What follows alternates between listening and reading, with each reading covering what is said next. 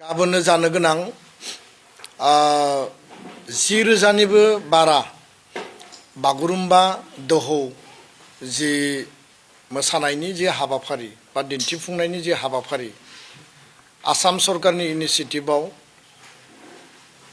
गुवाहाटीनि खरुखजाय स्टेडियामाव मोनाबिलिनि 6 बाजियाव भारतनि गाहाय मन्त्रि मानगोनां नरेन्द्र मदि बिथांनि बाहागो लानायजों जि दिन्थिफुंनायनि थाखाय गासै बिथिंनि जिखिनि प्रिपारेसन दा सोलिबाय थादों बे बागुरुम्बा दोहौ बे दिन्थिफुंनाय बा बागुरुम्बा जि मोसानाय बे दिन्थिफुंनायखौ लानानै दुलाराय बर' फरायसा आफादा जोङो गिबियावनो आसाम सरकारखौ जोङो धन्यबाद बावदों आसामनि गिबि मन्थ्रिखौ जों धन्यबाद बावदों आरो बर' जोंनि लाइमोन जोंनि बर'नि गाननाय जोमनायजों दख'ना गामसा आर'नाइ आरो बागुरुम्बा मोसानायाव जोङो आखायाव गोदोनायाव बा खोमायाव जायफोर खेरा गानो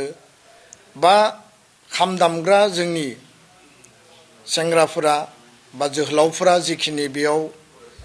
दामजु दामनायजों लोगोसे खाम जथा सिफुं सेरजाजों लोगोसे जिखिनि बेयाव नांगौ मुवाफोर बाहायो बे जोंनि गोजामसिन हारि हिसाबै मोनसे जोंनि नेरसोन जोंनि सिनायथि आरो बियो मोनसे ट्रेडिशनेल मोनसे हारिनि जोंनि जि आबुं महर बेखौ बेरखांहोयो आं बेखायनो गाबोननि जि बागुरुम्बा जि मोसानाय प्राय 10,000नि बारा बियो मोनसे जारिमिनारि मोनसे खोन्दो आरो बे मोनसे जारिमिन सृष्टि खालामनो नागिरदों जों गोबां मेल मिटिं एबसुनि बा बर' थुनलाइ आफादनि मेल मिटिङाव मालाबा 200 मालाबा 300 खेबसेयैनो जहै बागुरुम्बाखौ मोसायो किन्तु 10,000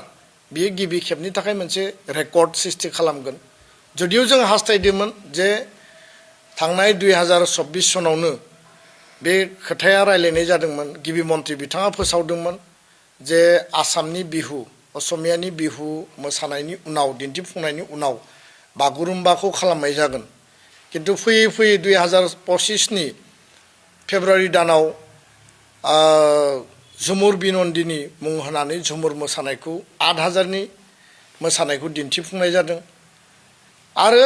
जुन जुलाइ दानाव आसामनि गिबि मन्थ्रिया लक सेवा भवन दिसपुराव दुलाराय बर' हारिमु आफाद बर' थुनलाइ आफाद दुलाराय बर' फरायसा आफाद आरो गुबुन गुबुन आफादफोरखौ लिंनानै बिथाङा सावरायदोंमोन आरो सावरायनायाव बे आफादफोरखौ खावलायनाय जादोंमोन जे सरकारा मोनसे गिदिर इनिशिएटिभ लानो थांगासिनो दङ जे बागुरुम्बा मोसानाय आरो बेयाव आफादफोरनिफ्राय मदद नांगौ होननानै बिथाङा हांख्रायदोंमोन गाबोननि हाबाफारिया पिउरलि सरकारि हाबाफारि नाथाय जिहेतु बागुरुम्बाया बर' हारिनि मोनसे सम्पद मोनसे हारिमुवारि जोंनि मोनसे एसेट बा केपिटेल आरो जारिमिन मोनहासयै समनिफ्रायनो बर' सुबुंफ्रा बर' जोंनि सेंग्रा सिख्लाया खाम जथा सिफुं दामनानै जोंनि सिख्ला जोंनि लाइमोनफ्रा बेखौ मोसाबोदों आरो बेयाव जिखिनि बागुरुम्बा हाय बागुरुम्बा जि जोंनि जि मेथाइ बे मेथाइया जोंनि जेब्लायबो जोंखौ इन्सपायार खालामो आरो जोंनो गोदान आसा गोदान मिजिं लानानै माने रंजा बाजायै हारि हिसाबै थांना थानायनि थाखाय जोंखौ जेब्लाबो थुलुंगा होयो आरो बे मेथाइया जोंनि हारिनि मोनसे गुबै हारिमुखौ जोंनि हारिनि गुबै मोनसे जिखिनि फिचार्सफोर दङ केरेक्टार्सफोर दङ हारिमु हिसाबै बेखौ जेब्लाबो जोंनो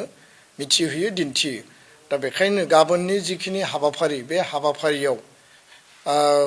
एसे हरखाबैब्लाबो एसे हाखु दाखुयैब्लाबो गाबोननि दिनखौ थिग खालामदों सरकारा जुदिও एसे गोलाव सम मोनोब्ला जायफोरा दिनै बेयाव इन्सट्राक्टर बा हारिमु आफादा नांथाबनानै दङ गुबुन गुबुन गौथुमफ्रा नांथाबनानै दङ मास्टार ट्रेनारफ्रा नांथाबनानै दङ बिथांमोना बुंदों जे आरो सम मोनबावोबा जों साबसिन हामसिन खालामनो हाबावगौमोन किन्तु 17 तारिखआव हादरनि गाहाय मन्त्रि नरेन्द्र मदिया फैगोन आरो बिथाङा बे मोसानायाव स्वयं गावनो थागोन बिथांनि प्रेजेन्सआवनो बे दिन्थिफुंनाया जागोन आरो बे मोनसे रेकर्ड खेबसेयैनो 10,000नि बारा मोसानाया जाफुंसार महर मोनगोन बे गासैखौबो नोजोर बोनानै आसाम सरकारा बेखौ थांखि लादों आरो बेखायनो जोंनि खावलायनाया बेल'नो जे बे मोसानायखौ दिनै प्रधान मन्त्रीनि बाहागो लानायनि गेजेरजों मुलुगाव मिथिनो मोनगोन आरो जोंनि हादराव मिथिनो मोनगोन जोंनि रायजोआव आसामाव मिथिनो मोनगोन सा सानजा रायजोआव मिथिनो मोनगोन दुलाराय बर' फरायसा आफादा बर' थुनलाइ आफाद हारिमु आफाद लोगो नांनानै थांनाय समाव 2024 नि 15 नभेम्बराव बड'लेण्ड महोत्सब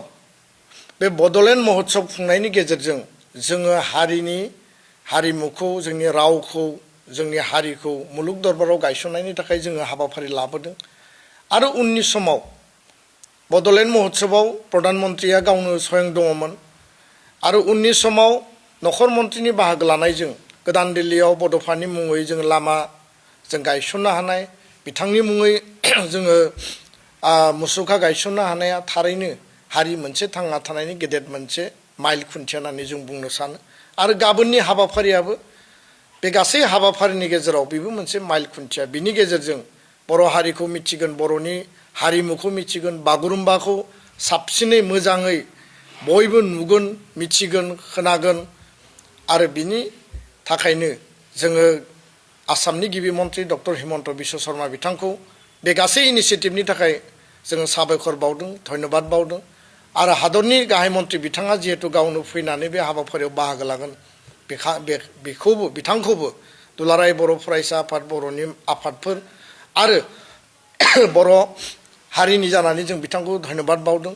आरो बेनो जोंनि खावलायनाय जे बे हाबाफारिया मोजाङैनो मोजां गाहामैनो गाहाम जाफुंनांगौ आरो गासै जिखिनि बेयाव 20-25 हाजार सुबुङा बाहागो लाहैगोन बयबो जाहाथे डिसिप्लिन भाबै जिहेतु बर' सुबुङानो बांसिन बेयाव नायनो थाखाय बाहागो लाहैगोन जाहाथे मोजाङै बाहागो लायो किन्तु बे गासै प्रिपारेसनाव जिहेतु बागुरुम्बा होनना बुङोब्ला ओरैनो बुंनायजों गोरलैयै बियो जोबनानै थाङा खारन बेखौ मोसानायाव मा मा गाननाय जोमनाय बाहायनांगौ दामनाय देनाया मा बाहायनांगौ आरो मेथाइ खननायाव जोङो माबायदि बेखौ लांनांगौ बे गासै एरेन्जमेन्टआव सरकारनि तरफनिफ्राय कुनु जाहाथे बेबायदि गेना गोरोन्थि थालाङा बेबायदि जिखुनु जाहाथे लेप्सेसफोर थालाङा राव बाहायनायनि बेलायाव गाननाय जोमनायनि बेलायाव बा बेखौ मोसानायनि गासै दिन्थिफुंनायनि बेलायाव बेखौ कालचार डिपार्टमेन्ट आसाम सरकार आरो जोंनि आफादफोरा जायफोर नांथाबनानै दङ बिथांमोनाबो जाहाथे नोजोर होयो रेसपन्सिबिलिटिया सरकारनि जों बेखौनो खावलायबाय आरो गाबोननि हाबाफारिया मोजाङैनो मोजां जाफुंसारगोन जों बेखौ मिजिंथिबाय आरो बयनिसिमबो जोंनि साबायखर बावनाय आरो हामलायनायखौ जों जासिहरबाय गोजोन्थों।